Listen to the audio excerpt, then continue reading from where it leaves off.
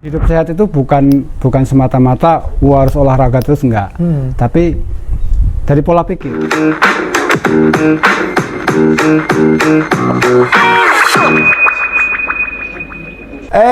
Selamat datang dalam pembahasan Bangga Pangan Lokal. Kali ini spesial karena pembahasan ini akan banyak memberikan pengetahuan bagi kita semua. Pastinya pengetahuan ini didapat dari bagaimana bintang tamu yang kita undang, yang pastinya nggak kalah menarik dan nggak kalah keren juga. Khusus di wilayah Balaraja kali ini kita tapping untuk membahas bagaimana gaya hidup sehat sebenarnya di kalangan generasi muda ataupun bahkan milenial juga ikut meramaikan tren gaya hidup sehat, mulai dari yoga, pilates sih bahasanya, pilates dan juga gym dan semacamnya, lari-lari, bersepeda juga itu dia. Dan ini kita akan bahas secara khusus mengenai hal-hal tersebut. Kalau gitu, saya tidak sendiri, kita undang bintang tamunya. Dipersilakan masuk. Ini dia, Bapak. Selamat datang, Pak, dalam bahasan ini. Mungkin sebelum kita lebih lanjut membahas terkait dengan tadi saya sudah singgung gaya hidup sehat, bisa perkenalkan diri dulu, Pak. Nama saya Yosep Dharma Budaya. Yosep Dharma Budaya. Ya, Oke. Tapi lebih dikenal Pak Gandul. Dikenal Pak Gandul? Iya. Karena kenapa itu, Pak? Lahirnya di Cinere Depok, ada wilayah Gandul atau gimana tuh, Pak? Waktu kecil memang panggilannya Gandul. Waktu kecil panggilannya Gandul. Karena kan ada nama Dharma itu kan dihubungkan dengan Pujangga Darmo Gandul itu loh. Serat Darmo Gandul ya kan kalau pernah baca. Nah itu makanya dipanggilnya Gandul. Dipanggilnya Gandul hingga saat ini berarti, Pak? Sampai saat itu panggilan waktu apa, Pak? SMP, teman main atau gimana, Pak? Masih kecil, dari kecil. Dari kecil. Di keluarga ya, keluarga. Oh, jadi konsisten sampai sekarang, Pak, ya. Dipanggil Pak Gandul. Padahal aslinya Pak Yosep. Kalau gitu saya panggil Pak Yosep atau Pak Gandul aja nih. Bebas. Ya. Bebas ya. Oke, kayaknya Pak Gandul karena tadi udah tahu nih historisnya kayaknya lebih unik, Pak, Pak Gandul. Oke, kalau gitu Pak, sekarang kalau tadi sempat saya singgung juga ya terkait dengan gaya hidup sehat di kalangan generasi muda ataupun milenial, sekarang nih lagi berlomba-lomba, Pak, untuk bisa, sekarang kan mulai ibaratnya tren penyakit juga banyak ya, Pak, ya. Masih muda ibaratnya udah kena diabetes lah, udah cuci darah segala macam gitu ya, Pak. Nah, tapi sekarang uniknya juga diiringi dengan perkembangan generasi muda suka pada lari nih, Pak. Lari, kita nggak tahu ya FOMO atau hanya sekedar ingin bisa hidup sehat gitu. Ngeramein aja gitu ya di Instastory-nya, Pak. Iya. Atau benar-benar ingin menciptakan perubahan itu bagi dirinya gitu, Pak. Sebenarnya itu untuk kesehatan tuh dari pola pikir awalnya itu. Awal pola pikir, Pak. Kalau pola pikir kita sehat, otomatis hidup kita juga akan sehat. Jadi karena apa? Perkataan kita atau niat kita itu direkam sama alam bawah sadar. Alam bawah sadar kita tuh punya koneksi dengan alam semesta. Alam semesta akan mengembalikan persis apa yang kita katakan. Gitu. Jadi hidup sehat itu bukan semata-mata harus olahraga terus, enggak. Tapi dari pola pikir. Pola pikir itu artinya bisa mengatur semuanya. Pola makan, ya kan? Pola makan, kemudian olahraga, semua itu harus teratur dan harus konsisten gitu. Sama tadi seperti nama Gandul tuh konsisten sampai sekarang gitu. Itu dia, Pak. Jadi hidup itu harus konsisten. Hidup harus konsisten utamanya, Pak. Nah, tadi menarik juga ya, Pak, perihal tadi bagaimana dari pola pikir sebenarnya awalnya. Saya juga merasakan sebenarnya, Pak, kadang apa yang kita pikirkan itu bisa menjadi suatu tindakan gitu, Pak, ya. Kita mikir matang, oh ya juga ya, dengan kita hidup sehat kita bisa jadi lebih bugar, lebih bisa lebih sehat jasmani secara rohani juga gitu ya. Dan ini mungkin saya juga melihat ya, Pak, karena tadi udah pada tren di kalangan media sosial, pengaruh media sosial kayaknya juga ada dorongan-dorongannya juga gitu ya, Pak. Ya tergantung juga, karena kan banyak juga anak-anak zaman sekarang tuh lebih ke malas ya. Jadi malas ngapa-ngapain, udah nyaman dengan satu permainan atau apa gitu. Nah itu yang harus dirubah, bahwa hidup tuh harus terus bergerak. Gitu. Jadi kalau kita bergerak terus otak juga jalan terus, otomatis kita akan hidupnya sehat. Nah, ini pesan nih Pak buat anak-anak muda nih Pak, yang ibaratnya hanya beraninya mainnya hanya di zona nyamannya aja, nggak berani keluar dari zona nyaman itu, akhirnya itu menjadi suatu resiko gitu ya Pak. Karena kan diem, tapi minumnya juga nggak teratur, minum manis, akhirnya kan kena diabetes. Betul, ya kan? Itu dia kuncinya itu sebenarnya. Jadi harus bergerak, hidup tuh jangan hanya nyaman di satu titik, harus bergerak. Apapun kita pelajarin tentang bagaimana kita menjalani hidup tuh lebih bermanfaat buat semua orang begitu. Iya, rebahan dikit-dikit mah boleh. Kalau capek harus rebahan. Kalau capek harus rebahan gitu. Tapi tahu juga apa yang harus dilakukan gitu. Betul. Menarik banget ini pembahasan kita Pak. Ibaratnya kita di awal mencoba untuk bisa membahas mulai dari gaya hidup sehat, terus juga bagaimana mungkin kalangan-kalangan terdekat sekitar kita gitu ya, mulai tadi ibaratnya mencoba gaya hidup sehat, entah itu lari dan segala macamnya. Nah, sekarang saya pengen lebih kenal gitu Pak, lebih dekat nih. Ini depan kita nih ada buah apa ini Pak? Kalau secara ini buah bernuk ya, tapi setiap daerah itu namanya beda-beda. Kalau di Sumatera itu buah labu kayu, di daerah timur itu buah bila, terus kemudian di daerah Jawa itu dikenalnya buah maja. Buah maja ya. Di Jawa. Tapi sebenarnya kan ini buah bernuk ya. Nah, ini bermanfaat untuk kesehatan juga dan juga vitalitas itu sangat sebenarnya sangat membantu ya. Luar biasa kalau kita ini murni sari buah, tidak ada campuran apa-apa gitu. Jadi sangat menyehatkan. Prosesnya gimana Pak hingga sampai jadi kayak gini nih Pak?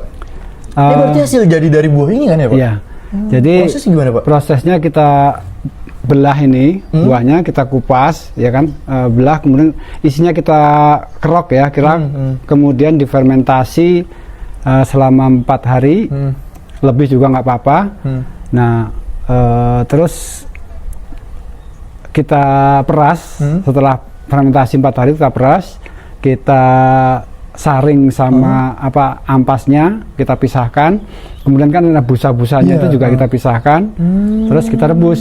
Oh, rebus lagi Pak? Direbus sampai kurang lebih itu 1,5 jam, karena dia masih ada keluar busa sama kotoran-kotoran itu kita saring lagi. Nah, setelah habis baru kita diamkan, kita waktu masukin ke botol kita saring lagi. Oh, prosesnya hanya itu. Oh, walaupun sederhana tapi benar-benar ibaratnya runtut demi runtut itu ada gitu, jelas gitu ya Pak ya. Ibaratnya nggak hanya melewati ibaratnya dari buah ini dipecah gitu ya, dikerok atau segala macam, tapi ada prosesnya di belakangnya itu ya. Jadi supaya menghasilkan ini minumannya jernih, jadi dan rasanya itu enak, karena banyak orang masyarakat sekarang tuh menganggap ini buah ini beracun, gitu. Padahal sebenarnya ini justru jadi obat. Jadi obat justru Pak. Tapi kalau ini Pak, nanam sendiri apa gimana Pak? Kalau nanam kita sedang proses nanam, karena itu kan agak lama ya, mungkin sekitar 3-4 tahun baru berbuah. Jadi kita ambil buah itu di sekitar kita, karena ini buah ini sebenarnya karena anggapan masyarakat buah beracun, jadi tidak ada yang memanfaatkan sama sekali. Jadi kita mau ngambil atau mau minta atau mau beli itu nggak masalah, gitu. Kalau saya karena saya tidak berkeliling sendiri, ada orang yang saya suruh keliling, ongkos untuk ngambilnya itu satu buah ini kita hargai 5.000, gitu. Dan hasilnya kalau yang agak besar itu bisa 0,5 liter ini. 0,5 liter Pak? Iya. Berarti kandungannya banyak juga akhirnya. Lumayan banyak. Tapi kalau tadi saya sempat dengar Pak, ada stigma ya beracun Pak. Sebenarnya stigma beracun ini karena apa Pak? Ya itu karena pesan turun-temurun dari nenek moyang ya. Karena buah maja ini kan dihubungkan dengan Majapahit. Itu kan dari zaman dulu buahnya beracun begitu kan. Nah, jadi tidak ada orang yang memproses. Tapi sekarang tuh udah banyak penelitian, juga ada mahasiswa dari Surabaya itu meneliti. Jadi itu tadi banyak sekali manfaatnya sebenarnya. Gitu. Tapi awal mula Pak, pertama kali Bapak bisa menemukan tahu gitu buah maja ini punya kandungan tuh gimana Pak? Karena Bapak bergelut di bidang pertanian atau gimana Pak? Ya pertanian itu saya baru mungkin 5 tahun ya.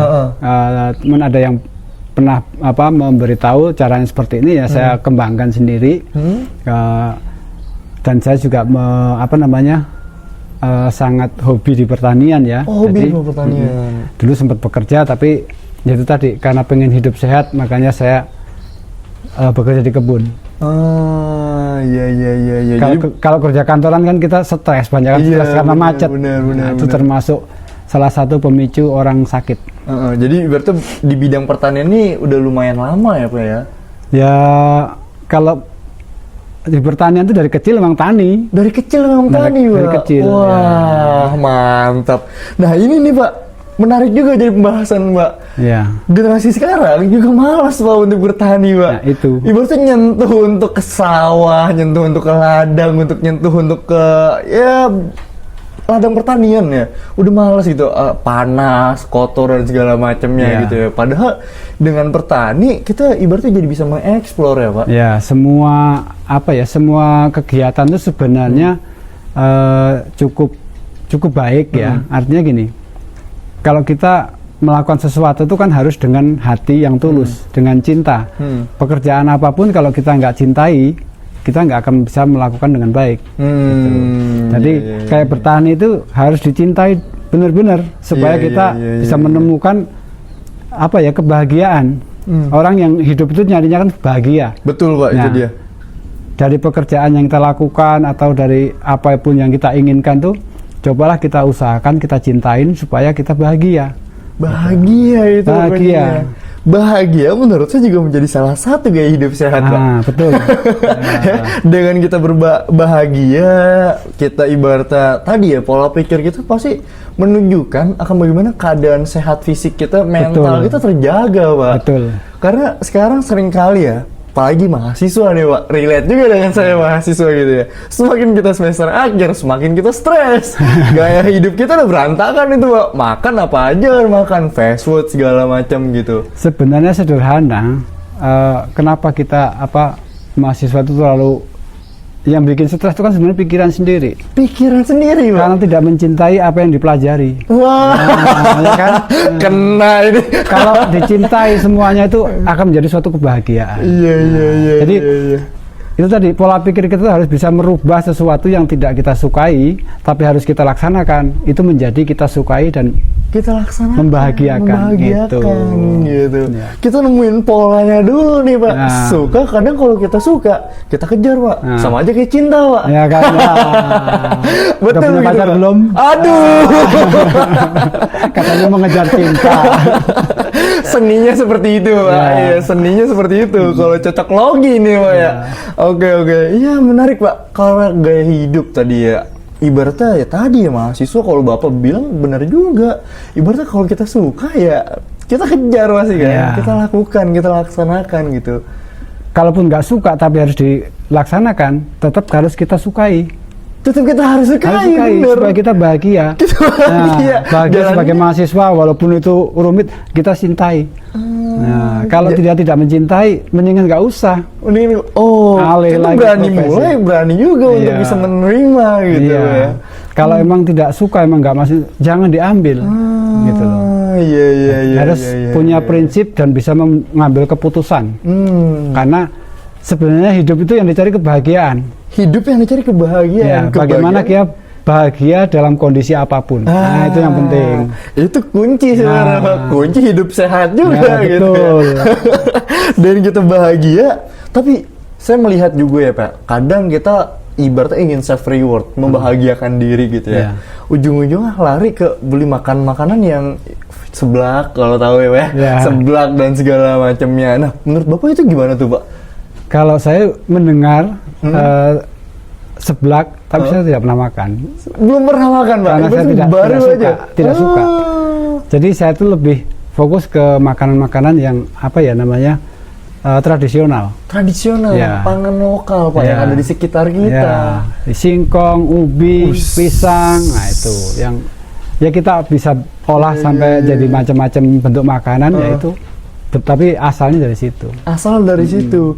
Kadang saya juga uniknya ya Pak sekarang, ibaratnya untuk mendekatkan makanan-makanan itu ke generasi muda sekarang, kan sekarang generasi muda tuh ibaratnya udah nggak